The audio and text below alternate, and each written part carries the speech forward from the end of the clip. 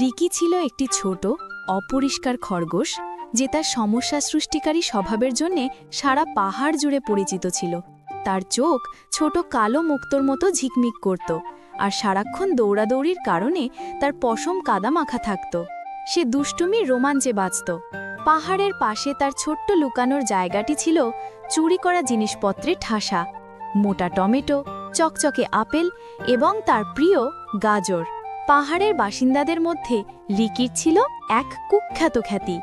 গ্রামের বাগানগুলিতে তার দুঃসাহসিক কাজগুলি ছিল কিংবদন্তিতুল্য। শান্তিপূর্ণ উপত্যকাগুলিতে প্রায়শই ওই দুষ্টু খরগোশ এর ফিসফিসানি শোনা যেত। রিকি মনোযোগ ভালোবাসত। এটি তার দুষ্টু আত্মাকে খাদ্য যোগাত এবং তার অ্যাডভেঞ্চারগুলিকে উৎসাহিত করত।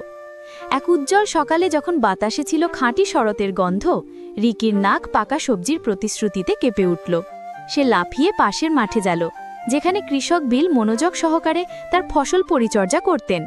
রিকির পুতিপুতি চোখ একটি বিশেষ বড় গাজরের ওপর স্থির হল, যার উজ্জ্বল কমলাত্বক অর্ধেক মাটিতে চাপা ছিল।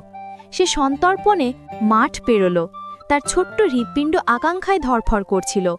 কৃষক বিল ক্ষণিকের জন্য বাঁধাকপিতে ঠোপ্পর মারা একটি বিরক্তিকর কাকের কারণে অন্যমনস্ক ছিলেন। সুযোগ বুঝে রিকি এমন একটি ছোট খরগোশের জন্য বিস্ময়কর শক্তি নিয়ে গাজরটি মাটি থেকে টেনে তুলল। রিকি যেইমাত্র দ্রুত দৌড়ে পালাতে যাচ্ছিল, একটি গম্ভীর কণ্ঠস্বর মাঠ জুড়ে প্রতিধ্বনিত হল, "দাঁড়াও রিকি!" কৃষক বিল উপহাসের ভঙ্গিতে তার কোদালটি তুলে ধরে চিৎকার করে উঠলেন। রিকি